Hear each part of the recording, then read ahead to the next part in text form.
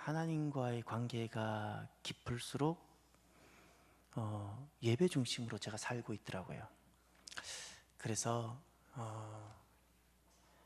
그 예배는 나와도 되고 아니 나와도 되고, 할 수 있다면 아니 나오는 삶을 살지 말고요, 여러분이, 저나 우리 모두가 하나님 은혜를 간절히 사모한다면 예배 중심으로 사시고요, 예배를 소중하게 여기시고요, 예배 나올 때마다 어린아이 같은 심정으로 나오십시오. 정말 하나님 계시지 않습니까? 저는 제 인생을 돌아보면 제가 그렇게 어린아이처럼 예배를 소중하게 여기고 이렇게 사모하며 나올 때 하나님께서 제 인생을 너무나도 복되게 해주세요. 진짜 내 자녀를 사랑한다면 예배 때 나와서 조용히 기도하세요. 하나님 계시잖아요. 내 가정을 사랑하고 교회를 사랑하고 나라를 사랑한다면 다른 어떤 인간이 할 수 있는 행위보다도 주님 앞에 이렇게 나와서, 하나님과 정해진 시간에 주님 앞에 나와서 하나님 은혜를 구하고 어린아이처럼 말씀에 아멘하는 그것으로 하나님은 모든 것을 우리 삶을 이끌어 갔어요. 진짜 이끌어 갔어요. 그래서 요즘 우리가 살아가면서 점점 하나님 백성들이 예배를 멀리하고 있어요. 제 눈에 확실히 보여요. 세상 사람들이 예배를 멀리하는 것이 아니고요, 하나님 전에 나와야 되는 하나님 백성들이 예배를 멀리해요. 마치 꼭 하나님의 자녀들이 하나님 아버지 없어도 내가 내 힘으로 살 수 있다고 생각하고 자꾸 그렇게 살아가는 것 같아요. 우리가 인생을 경영을 해야 되잖아요. 내 인생을 경영해야 되잖아요. 경영할 때 우선순위가 있어요. 우선순위에 따라 우린 시간을 사용하게 되고 돈을 사용하게 되고 내 모든 가진 것을 사용하게 되어지는데, 첫 번째가 하나님이 되셔야 돼요. 하나님을 향한 그것을 하고 나머지를 내가 이렇게 쓰셔야 돼요. 이렇게 그렇게 살아가면 우리가 경험하는 삶이 하나 있어요. 형통한 삶을 경험하게 되고요, 그다음 순적한 만남을 경험하게 되어져요. 그래서 이 밤에 나온 여러분들이 너무 제게는 기쁘고 그냥 기쁨 자체예요. 왜냐하면 저와 같은 마음일 것 같아요. 솔직히 이 시간 다 피곤하잖아요. 근데 너무너무 감사하고, 그런데 하나님께서 너무너무 기뻐하신다는 것이 막 느껴져요. 많이 하나님께서 사랑하세요.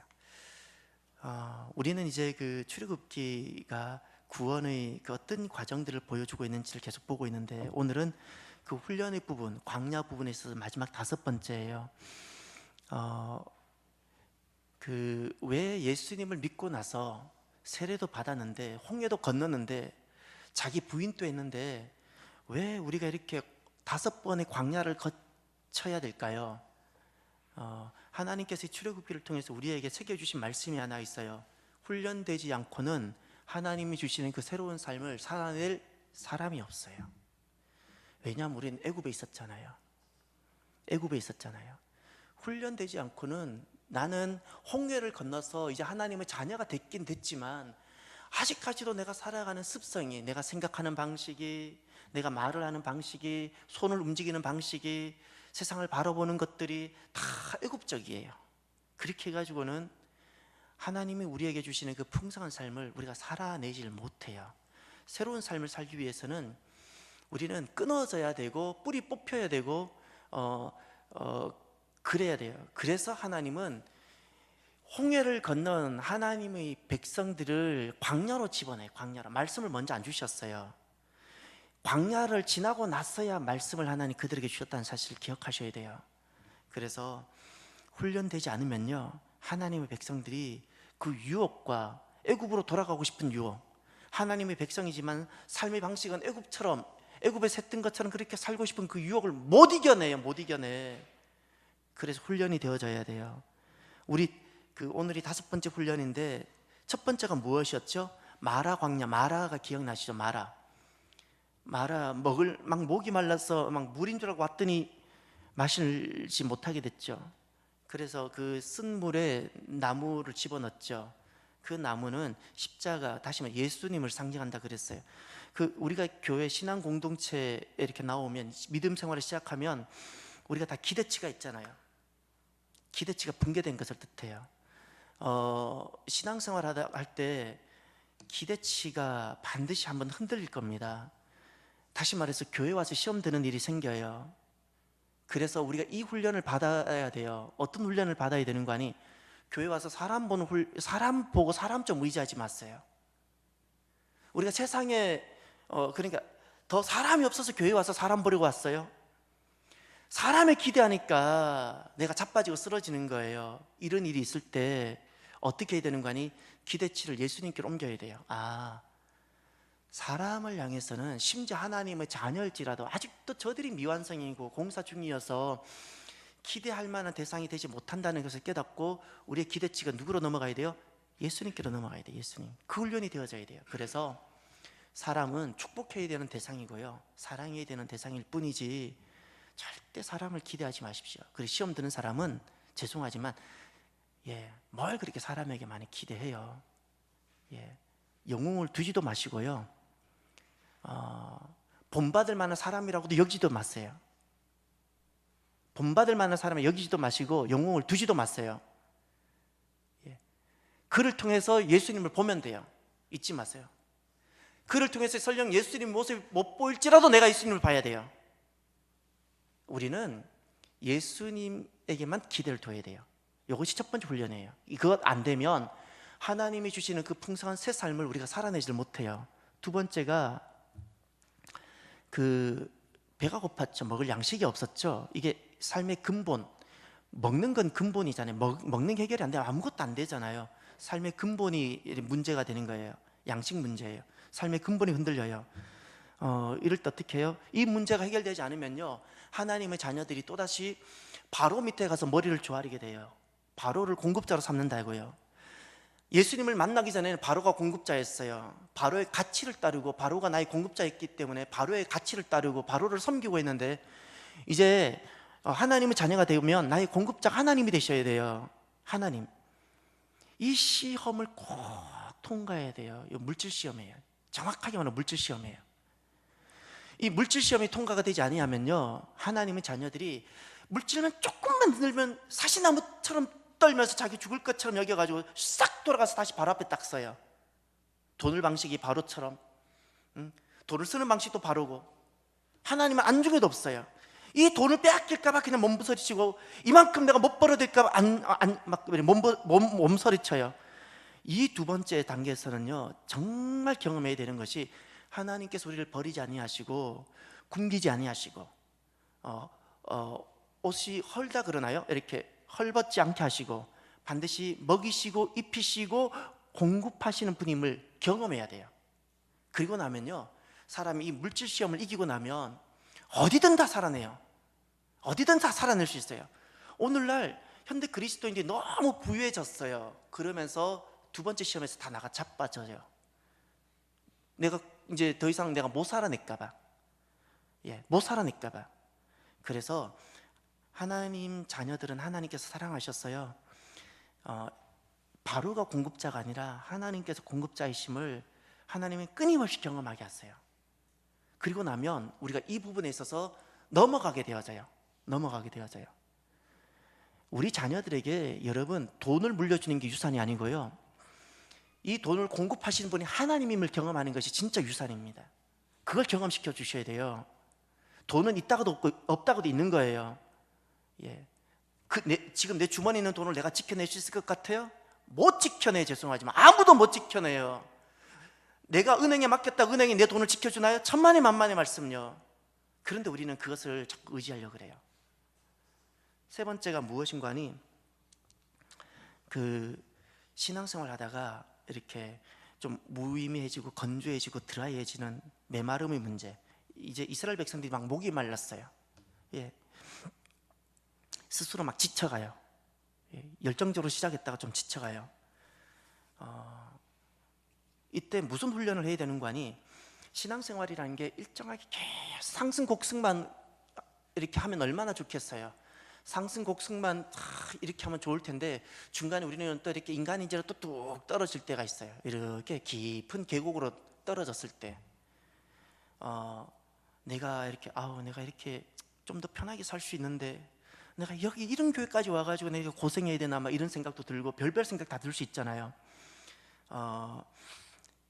그때 우리가 무엇을 깨달아야 되는 거 아니, 무엇을 가져야 되는 거 아니, 이 문제를, 이 광야를 넘어가야 되고 이걸 훈련을 받아야 되는데 무엇인가 하니 우리가 신앙생활 하다가 내게 다가오는 도전들, 나를 지치게 하고 나를 쭉 이렇게 약하게 하고 또는 나를 건조하게 만드는 이런 것들, 하나님께서는 우리를 부르셨을 때요, 하나님께서는 우리를 부르셨을 때 충분히 이 모든 여정을 이길 수 있고 감당할 수 있는 은혜를 먼저 주셨다는 것을 믿으셔야 돼요.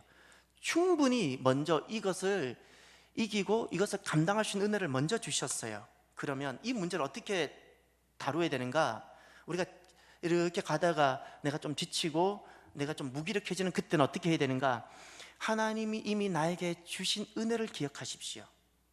하나님이 나에게 이미 주신 은혜, 그 은혜를 붙잡고 이 문제를 정면으로 돌파해야 돼요. 피하면 안 되고 반석을 마치 치듯이 정면으로 돌파하면 어떻게 되는 거 아니? 놀랍게도 이 딱딱했던 마음들이 부드러워지고 생수의 강을 경험하게 되어져요. 생수의 강을. 그리고 네 번째, 신앙생활이라는 것은 결국 사람과의 만남이잖아요. 그러니 여기에 사람으로 인한 시험도 많이 들고 그렇잖아요. 까다로운 사람의 문제예요. 사람의 문제. 이 사람의 문제를 어떻게 해야 된다고 그랬을까요? 이 시험은 사람이 이렇게 모여 있는 곳이니까 끊임없이 사람으로 인한 시험이 와요. 원리가 정말 있었어요. 사람으로 인한 문제를 인간적으로 해결하면 안 돼요. 인간적으로 해결하려고 하면 절대 풀리지가 않아요. 사람으로, 까다로운 사람의 문제, 또 어떤 사람으로 인한 문제를 어떻게 해결해야 되는 거 아니? 먼저 하나님을 찾아야 돼요. 먼저 하나님을. 왜 그럴까요? 사람으로 인한 문제 해답이 하나님께 있기 때문에 그래요. 먼저 하나님을 찾는 것이 기도예요. 지금 아말렉이 막 쳐들어왔어요. 이 문제에 아말렉이 쳐들어왔어요. 그런데 모세는 기도했고 여호수아는 나가서 전쟁했어요. 근데 모세가 기도했다는 게 사실 기억하십시오. 그러니 어떤 문제가 생기면요, 제발 사람을 먼저 막 찾아가서 설득시키고 뭐 하려고 좀 하지 말고요, 먼저 기도하세요. 기도하고 하나님께서 길을 여시고 하나님께서 감동 주시는 대로 좀 움직이세요. 이 훈련을 해야 돼요. 이 훈련을. 그리고 혼자서는 이거 버텨낼 재간이 있는 사람이 없으니까 어떻게 하라고 그랬죠? 함께 기도할 기도 동력자를 찾으라 그랬죠. 기도 동력자. 그러면서 이 사람으로 인한 시험을 이겨낼 수 있는 거예요. 사람으로 인한 시험을 혼자 끙끙 앓지 말라는 거예요. 함께 나눌 기도 모임이 있어야 된다는 거예요. 가족 같은 모임이 있어야 돼요. 그러면서 내가 힘들 때 그들이 나를 위해서 기도해주고, 너가 힘들 때 우리가 함께 기도해주고, 그러면서 이겨내는 거예요. 그러면서 우리는 사람으로 인한 이 문제를 우리는 넉넉히 이겨낼 수 있게 되어져요. 극복할 수 있게 되어져요. 그러면 다섯 번째는 무엇일까? 다섯 번째는 무엇일까? 그것은 이제 개인의 한계의 문제입니다. 한계. 오늘 본문에 보면 이제 그 부분이 나오는데, 먼저 1절을 잠깐 한번 보실까요? 18장 1절 다 같이 읽어봅시다. 모세의 장인이며 미디안 제사장인 이드로가 하나님이 모세에게와 자기 백성 이스라엘에게 하신 일, 곧 여호와께서 이스라엘을 애굽에서 인도하여 내신 모든 일을 들으니라. 아멘. 여기 지금 누가 등장하죠? 18장에 이드로가 나오죠. 이드로가 누구이죠? 저는 성경에 이 시가 나오면 그렇게 반가울 수가 없어요. 참 성씨가 중요해요. 이 자리에 이 시 계시는 분들, 조금 더 하나님께 조금 더 은혜를 더 주셨으면 좋겠어요. 저기 이드로는 모세의 장인이라 나오죠. 근데 또 하나가 더 붙었어요. 모세의 장인인데 그가 누구라고요? 미디안 제사장이라 그랬죠. 제가 질문 하나 드려볼게요. 미디안 제사장은 어디 살았을까요? 애굽에 살았을까요? 가나안에 살았을까요? 미디안에 살았을까요? 미디안에 살았죠. 미디안에 살았으니까 미디안 제사장인 거예요. 자, 그러면 자, 어디를 보셔야 되냐면 5절을 보세요. 5절 다 같이 읽어볼까요? 시작. 모세의 장인 이드로가 모세의 아들들과 그의 아내와 더불어 광야에 들어와 모세에게 이르니 곧 모세가 하나님의 산에 진친 곳이라. 아멘. 이 하나님의 산은 어느 산일까요? 하나님의 산. 자, 일단 하나님 산 어느 산인가를 제가 질문을 드려놓고 이왕 했으니까 제가 또 하나를 더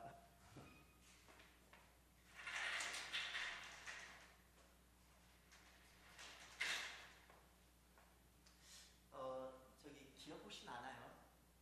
저는 제 이름자를 제 할아버지께서 안동에 이름 잘 지은다는 곳에서 돈 많이 주고 지은 이름이에요. 딴에는 돈 많이 주고 지은 이름인데 제가 이거를 다 신앙적으로 재해석했다 그랬죠. 저는 제 성씨도 신앙적으로 재해석해요. 성씨. 제가 태어났더니 벌써 이씨 집안에 태어난 거예요. 뭐 제가 선택한 거 아니잖아요. 자, 제가 이씨랑 적어볼게요. 저는 오야리입니다. 오야리. 오야씨 뭔가 했더니 그 오이라는 뜻인 거예요. 오이. 자, 이씨에 제가 이씨. 자, 제가 신앙적으로 재해석한다 그랬죠. 이게 무엇이죠? 나무예요, 나무. 이게 무엇이죠? 아들이죠. 자, 제가 우리 집안을 어떻게 해석하는 말이 우리 집안을 축복하면서 우리 가정을 축복하면서 이렇게 저 해석해요. 나무 십자가에 매달리신 하나님 아들을 믿는 집안. 아, 좋지 않아요? 아, 손도 내야지. 예, 나무 십자가에 매달리신 하나님 아들을 믿는 집안. 예, 그래서 이 시가 좋은 거예요. 여러분들도 이게 세미나시면 이렇게 믿음으로 해석을 하세요. 진짜 좋은 거잖아요. 그리고 자녀들이 불려주고 우리는 나무 십자가에 매달리신 하나님 아들 믿는 집안이야 가르쳐주는 거예요. 우리 예수 그리스도를 믿어. 우리 그래서 이시 집안이야. 예. 그래서 나라도 그러니까 나라 중에서도 이스라엘. 농담이고요. 자, 그러면 다시 5절에 보면 그 하나님의 산이라 그랬죠. 이 산이 어딜까요? 지금 모세가 하나님 산에 와 있죠. 그 산에 지금 이드로가 온 거예요. 모세가 그곳에 있었고 이드로가 거기에 왔는데 이 하나님 산이 어느 산인지가 밝혀지질 않고 있어요. 그러면 자, 이 산이 어디 산인지 보세요. 어디를 보셔야 되냐면 출애굽기 3장을 넘어가 보세요. 3장 12절을 보세요. 12절 출애굽기입니다. 3장 12절 함께 봅니다. 하나님이 이르시되 내가 반드시 너와 함께 있으리라. 내가 그 백성을 애굽에서 인도하여 낸 후에 너희가 이 산에서 하나님을 섬기리니 이것이 내가 너를 보낸 증거니라. 이 산에다가 동그라미 치세요. 이미 하나님께서는 모세를 처음 부르실 때 이 산을 이미 언급하셨어요. 가나안으로 바로 갈 것이 아니라 이 산에 올 거라는 거예요. 이 산에 와서 섬긴다라는 것은 거기서 첫 예배가 있을 거라는 거예요. 예배. 그게 성막이에요. 성막. 예, 그리고 말씀도 거기서 주시는 거예요. 이것이 내가 너를 보낸 증거라 그랬어요. 증거. 자, 이 산이 그럼 어느 산일까? 이제는 3장 1절을 가보세요. 3장 1절 3장 1절 모세가 그의 장인 미디안 제사장 이드로 양떼를 치더니 그 떼를 광야 서쪽으로 인도하여 하나님의 산 어디? 호렙의 이름에. 아멘. 이제 이게 호렙산이라는 것을 알 수 있어요. 호렙산. 예, 호렙산. 예. 참고로 이 호렙산은 어디 있었을까요? 2장 15절을 가보세요. 2장 15절 바로가 이 일을 듣고 모세를 죽이고자 하여 찾는지라. 모세가 바로의 낯을 피하여 어느 땅에 머물며? 미디안 땅에 있었어요. 미디안 땅에 모세가 있었어요. 그리고 그곳에서 40년간 양치다가 어느 날 광야 서쪽으로 왔는데 그것에 어느 산에 이르렀다고요? 하나님이 산 호렙에 이르렀어요. 예, 자, 여기까지 하면서 이제 지도를 또 봐야죠. 자, 우리 집안 이야기는 다음에 또 하도록 하고요. 예. 제가 어렸을 때 우리 집안 교육을 엄청 받았는데요. 아무도 이렇게 이 집안을 소개를 안 해주더라고요. 좋은 집안을 다르게만 소개해가지고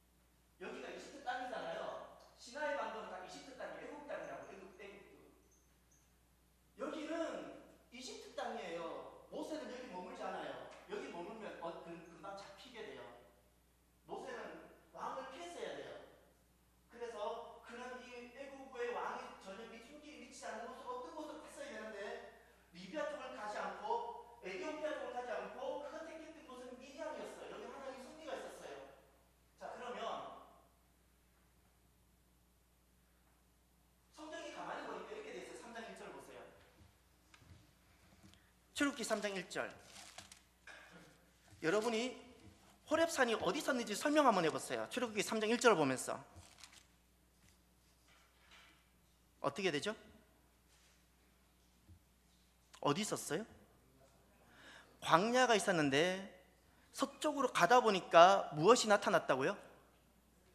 자, 이제 그러면 이제부터 하나 논증을 할 때는요, 무엇이 맞느냐보다도 무엇이 아닌가를 먼저 증명해야 돼요. 예를 들어가지고 창조론을 해서 증명하는 것도 좋지만 진화론이 얼마나 더 믿음이 있어야 되는 건지, 사람들은 진화론은 과학적이라 그러죠. 진화론이 진짜 믿음이 있어야 돼요.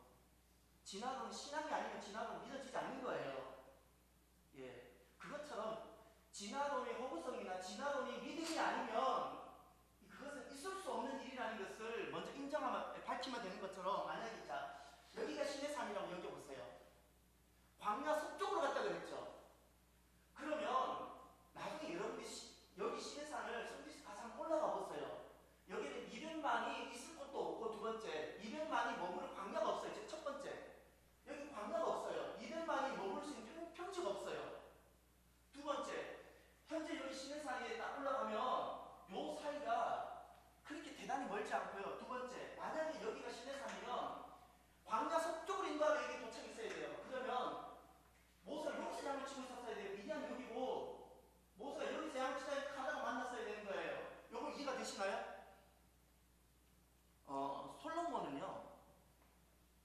솔로몬이 자기가 그 이스라엘 제국 나라 중에서 가장 자기 때 나라가 크고 번영했기 때문에 업적을 여러 개 많이 했는데, 그 중에 하나가 자기 민족의 기원이 될 수 있는 여러 가지 것 중에 하나가 출애굽 역사를 해석하면서 홍해를 건넌 곳에다가 기둥을 세웠어요. 그 당시에 우리 민족이 모세가 이곳에 홍해를 건넜습니다라고 기둥을 세웠는데 그게 흔적이 남아있어요. 여기 세웠어요. 여기 두 군데 양쪽에 세웠어요. 놀랍죠? 바닷속에 그게 기둥이 있어요. 기둥이 있다고요. 그건 여러분이 수경을 끼고 들어가보면 볼 수 있어요. 제 말이 거짓말입니다. 예. 기둥이 있다고요. 제가 드리는 말씀은 초대교회 언제 때부터 갑자기 시내산이 두 개가 됐어요. 원래는 한 개밖에 없었는데 언제 때부터 두 개가 되고, 이것이 전쟁이 계속 두 개가 되어 오게 된 거예요. 구약시대 때 시내산은 당연히 하나밖에 없었고, 사도 바울도 시내산 하나였어요. 사도 바울에게 있어서 시내산은 여기가 아니었고요. 어떻게 아라비아에 있는 시내산이라고 해요.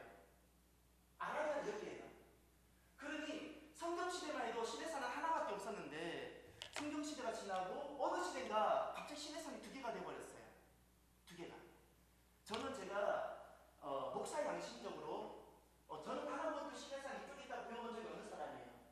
근데 성경을 아무리 봐도, 제가 성경을 좋아한다고 그랬잖아요. 지리도 좋아하고 성경 엄청 혼자 이렇게 흔히 판다고 그러잖아요. 이렇게 연구하고 저렇게 연구하고. 여기가 시내산이면 도무지 성경이 안 맞아요. 아니 맞다. 그러니 지금 보세요. 어느 성경학자도 여기서 출발해서 여기까지를 여정을 제대로 못 그려요. 출근 여정을 못 그린다. 여기까지. 여기가 엘림이 있었을 거야. 다 물음표 찍어놨어요. 물음표. 왜냐면 여기를 시내산을 찍어놓으니까 요 사이를 다 만들어야 돼요. 예. 그래서 제가 말하는 것은 오늘날 일반적으로 그냥 여기를 시내산이라고 추정을 해요. 예. 그런데 성경 그대로를 보면 그 외에 원래 구약시대와 성경시대 때 인정됐던 시내산이 하나 있었는데 여기가 하나 있어요. 여러분들이 무엇이 옳다는 것보다도 이것도 여러분이 생각을 하고 성경대로 좀 보셨으면 좋겠어요. 저는 제가 성경 양심적으로 여기를 시내산이라고 저는 말을 이제 못하겠어요. 왜냐하면 제가 이제는 여겨지지가 않아요. 안 여겨져요. 오히려 제가 볼 때는 이곳이 더 맞아요. 왜냐하면 시내산은 호렙산인데요, 미디안 땅이 있었어야 돼요. 시내산이 미디안 땅에 있다고. 지금 성경에도 그렇게 나와 있잖아요. 사도 바울은 갈라디아서 4장에 아라비아에 있는 시내산이라고 했다고요. 여기는 이집트 땅이에요. 이집트 땅. 이스라엘 백성들 여기 40년간 머물 수가 없어요. 죄송하지만 여기는 바로의 손길에 바로 미치는 곳이에요. 모세는 여기 산 적이 없어요. 여기는 도망을 건너갔어야 돼요. 예. 나중에 요 길을 또 뭐라고 그런지 기간에 또 설명을 해드릴게요. 여러분이 이렇게 지리를 좋아하면 이 홍해 바다를 한번 연구해 보세요. 아주 재밌는 게 또 나와요. 홍해 바다를 연구해 보시면 또 나와요. 그러면 오늘 본문에 보면 이제 오늘 본문으로 한번 들어가 보실까요? 시내산에 도착했더니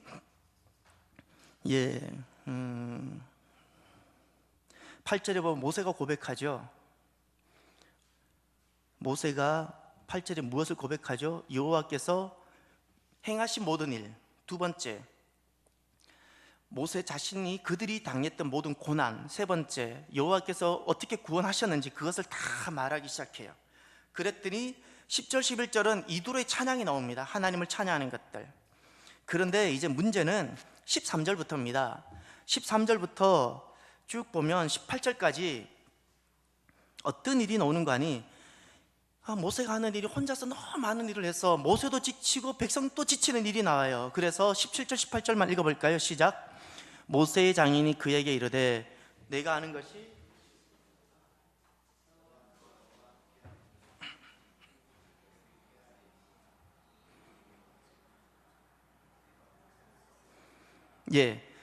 내가 혼자 할 수 없으리라 거기다 좀 밑줄 쳐놓았어요. 그리고 옳지 못하다다 밑줄 쳐놓고요.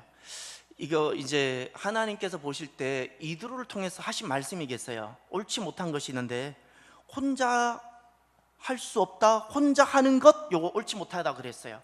요 말씀하고 똑같은 말씀이 나왔어요. 창세기에 보면 그 2장에 가면 창세기 2장에 그 아담이 독차는 것이 이렇게 보시기에 좋지 않았다는 표현이 나와요. 온 세상에 하나님 다 만드셨을 때 보시기 좋았는데 딱 하나 보시기 좋지 못했던 것이 있는데 독차하는 거라 그랬어요. 혼자 있는 거. 여기서도 혼자 하는 것을 하나님께서 옳지 못하다 말씀하셨어요. 그래서 어떻게 되는 거 아니, 혼자 하니까 본인도 지치고 함께 있는 사람들이 다 지치는 거예요. 여기에서는 무슨 훈련을 해야 되는 거 아니, 함께 동역할 사람들을 세우는 훈련을 해야 돼요. 함께 동역하는 사람을 세우는 훈련. 그래서 누구를 세워야 되는 거 아니? 21절을 보십시오. 21절 다 같이 읽어볼까요? 시작. 너는 또 온 백성 가운데서 능력 있는 사람들 곧 하나님을 두려워하며 진실하며 불의한 이익을 미워하는 자를 살펴서 백성 위에 세워 천부장과 백부장과 50부장과 10부장을 삼아. 아멘. 여기까지. 자, 여기서 이제 모세 혼자 하지 않고 사람을 세우는 이야기를 하나님께서 이드로를 통해서 이제 말씀하세요. 근데 여기에 이렇게 사람을 동역할 사람을 세우라고 했는데 누구를 세우라고 했죠? 능력 있는 사람이라 그랬죠. 자, 능력 있는 사람이라 그랬는데 하나님께서 기준 삼는 능력은 무엇일까요? 세 가지입니다. 세 가지를 꼭 보셔야 돼요. 앞으로 우리 교회도 이렇게 기도하셔야 돼요. 이 하나님께서 찾으시는 이 능력 있는 사람, 첫 번째가 무엇인가요? 경외입니다. 하나님을 경외하는 사람. 하나님을 경외하는 사람이에요. 아브라함을 주님께서 무려 약 40년 동안 훈련하면서 아브라함에게 하나 받아낸 고백이 있어요. 아들을 마지막 바치면서, 아들이 10대 중반 정도 됐을 때 그 아들 이삭을 마지막 번제드리면서, 그때까지 하나님은 아브라함 훈련하면서 한 가지 고백을 받기를 원하셨어요. 한 가지 확인했어요. 무엇인가요? 경외입니다. 경외.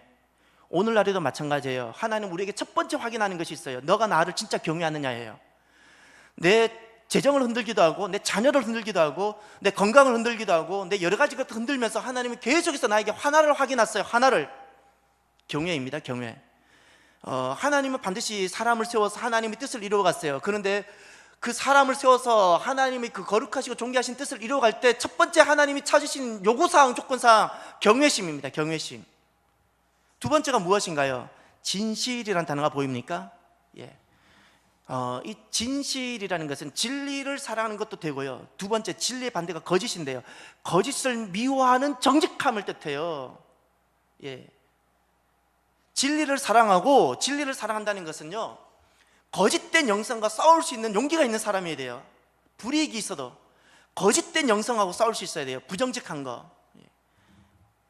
다윗이 도덕적으로 선했던 것이 아니고요, 다윗은 정직했기 때문에 하나님 기뻐하셨어요.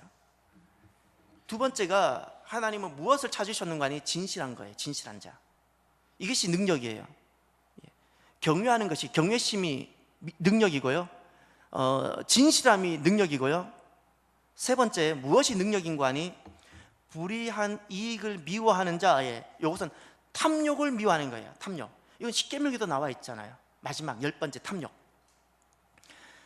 탐욕하면 안 돼요. 욕심이에요. 욕심이 다 그르치는 거예요. 예.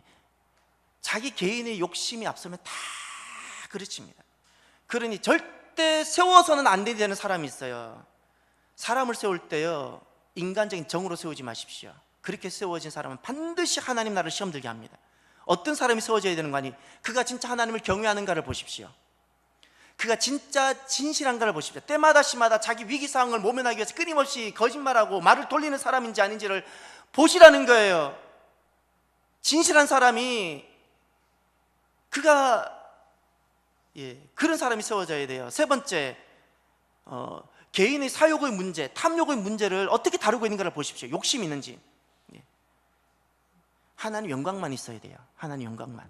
요 세 가지를 하나님은 능력으로 삼았어요. 능력. 이런 사람을 하나님 세웠어요. 이런 사람을. 그래서 저나 우리 모두가, 내 자녀나 내 남편이나 나 자신이나 우리 모두가 누구든지 이런 능력이 있기를 기도하시길 바라요. 이런 능력. 하나님을 경외하는, 또 진실한, 그리고 탐욕을 미워하는, 하나님은 사람을 세우시죠. 이 능력 있는 사람을 하나님이 세우세요. 저는 이 백부장, 천부장, 50부장, 10부장을 이렇게 세워지는 걸 보면서 저는 하나 제 가슴속에 교훈이 하나 새겨지는 게 있어요. 무엇인가 하니, 하나님께서는 우리를 부르실 때 하나님 나라를 세울 사람들을 먼저 보내주세요. 그러니 우리가 새롭게 막 이렇게 사람을 세우려고 막 자꾸 어디서 데려오는 것이 아니라는 거예요. 내 곁에 이미 하나님 나라를 세울 사람을 하나님이 보내주셨어요. 지금 모세가 능력 있는 사람을 세웠을 때 이들은 저기 저 먼 어느 나라에서 뛰어난 사람들 데려온 것이 아니에요. 청빙에 온 게 아니에요. 아니고 그 공동체 내에 이미 하나님을 경외하는 사람, 그 거짓을 미워하고 거짓에 도전하면서 진실할 수 있는 사람, 그리고 불의한 이익은 미워하면서 탐욕을 미워하고 그렇게 이렇게 하나님만 영광을 구하는 사람, 그 사람들이 이미 곁에 있었다는 거예요. 그 사람들 세운 거예요. 그 사람들을. 그리고 오늘 우리에게 무슨 믿음이 하나 있어야 되는 거 아니? 내 곁에 나를 포함해서 이미 진짜 하나님의 나라가 맞다면, 하나님 나라를 세울 이런 능력 있는 사람을 하나님은 이미 보내주셨다는 사실을 믿으실 수 있어야 돼요. 하나님 먼저 사람을 보냈어요. 함께 세울 사람을 보냈어요. 또 하나 교훈이 있어요. 오늘 저는 이걸 보면서 하나님은 이렇게 능력 있는 사람을 이미 먼저 보냈어요. 함께 있게 했어요. 그리고 우리는 그것을 우리가 깨닫고 세워야 돼요. 근데 또 하나가 더 있어요. 하나님 나라는요, 가정과 교회예요. 가정과 교회가 하나님 나라인데, 하나님 나라는 한 개인의 탁월성에 의해서 세워지는 것이 아닙니다. 모세가 이렇게 뛰어나잖아요. 모세처럼 하나님의 등을 본 사람이 누가 있으며, 모세처럼 이렇게 많은 능력을 행한 사람이 도대체 몇 명이나 되겠습니까? 모세처럼 이만한 영성을 가진 사람이면 충분하지 않습니까? 그런데 하나님 나라는요, 한 개인의 탁월성으로 세워지는 것이 아닙니다. 아까 제가 그랬죠. 영웅을 세우지도 말고 영웅을 만들지도 말라 그랬죠. 성경적이지 않으세요. 성경적이지 않아요. 사람을 세워야 돼요. 교회는요, 뛰어난 한 사람이 보스가 되는 것이 교회가 아니에요. 가정도 마찬가지예요. 가장이 보스가 되면 안 돼요. 어떻게 되어져야 되는 거 아니에요? 교회는 한 몸을 이루어야 되고 팀이 되어져야 돼요. 가족이 되어져야 돼요. 가족이. 만약에 오늘 이 본문에서 그러면 이 훈련이 되지 않으면요, 사람들이 기회를 주어지면, 권위의 기회를 주고 일할 수 있는 기회가 주고 직분이라는 기회를 딱 주면, 이 훈련이 되지 않은 사람들은 어떻게 되는 거 아니? 애굽으로 돌아가서 애굽의 영성으로 이 일을 다뤄버려요. 애굽으로 돌아간다는 것은 결국 무엇일까요?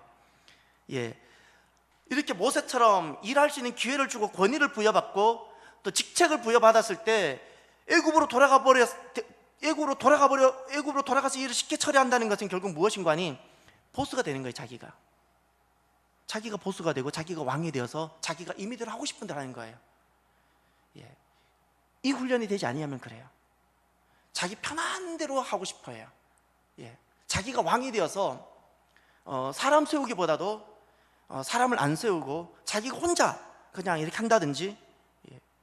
가능하면 좀 편하게 할 수 있는 어떤 걸 택한다든지, 예. 이게 다 보스예요, 보스. 이건 성경적인 것이 아니에요. 여러분, 우리가 살아가면서요, 얼마나 내가 덜 힘드냐가 기준이 되면 절대 안 됩니다. 얼마나 덜 힘드냐가 아니에요.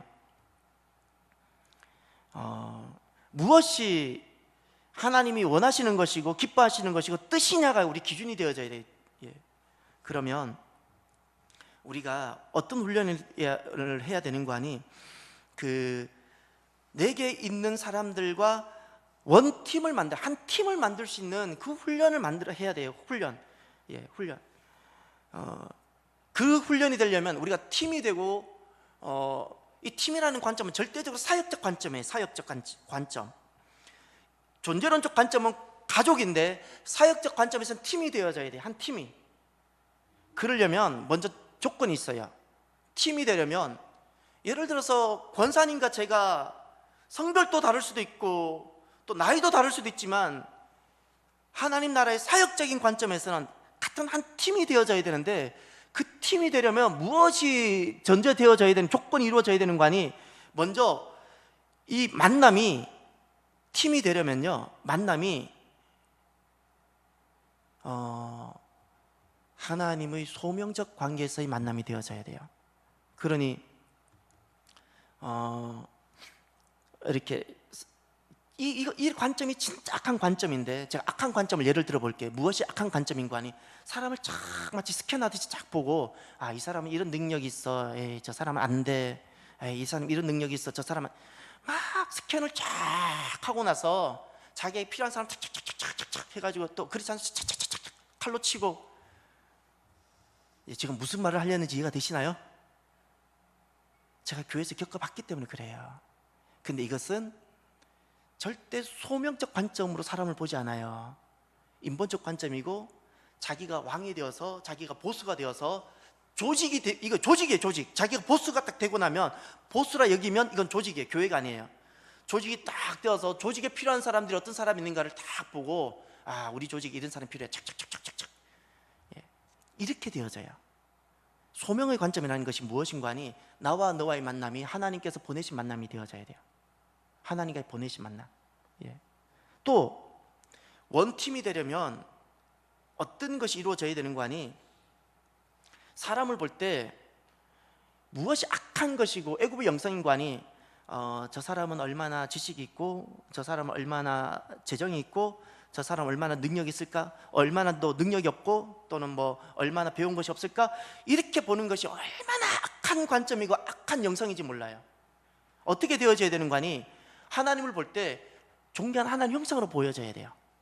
그가 누구든지 간에 하나님 형상이어야 돼요. 하나님 형상. 그러면 어떻게 되는 거 아니? 그가 누구든지 간에 소중하고 존중하게 되어져요. 존중하게 되어지고, 그의 속에 하나님이 계시고, 그는 하나님 형상이기 때문에, 하나님 형상으로 지어진 존귀한 자이기 때문에 내가 그를 섬기는 것이 문제가 되지 않고요, 내가 행복한 것보다 그가 잘 되고 그가 행복한 것이 내가 기뻐져요. 이렇게 되어야지 원팀 사역이 가능해요. 그리고 또 무엇을 해야 되는 거 아니? 그 다음, 같은 한 비전을 공유해야 돼요. 비전을. 그럴 때 우리가 한 팀을 만들어 갈 수 있어요. 이 훈련을 우리가 해야 돼요. 사람과의 만남이 소명적 관계가 되어져야 되고, 사람을 보는 것이 하나님 형상으로 보여져야 되고, 그리고 하나님의 비전을, 우리 공동체를 향해서 주신 비전을 함께 공유해야 돼요. 함께. 함께 공유해야 돼요. 같은 비전을 품어야 돼요. 그럴 때 원팀이 되어져요. 그래야지 이 마지막 5번째 광야를 우리가 이겨낼 수 있게 되어집니다. 그래서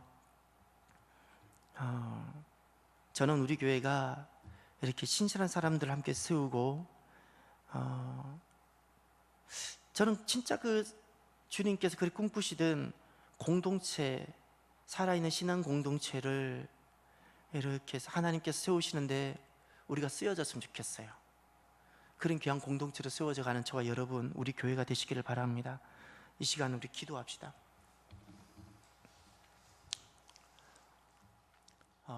기도하시는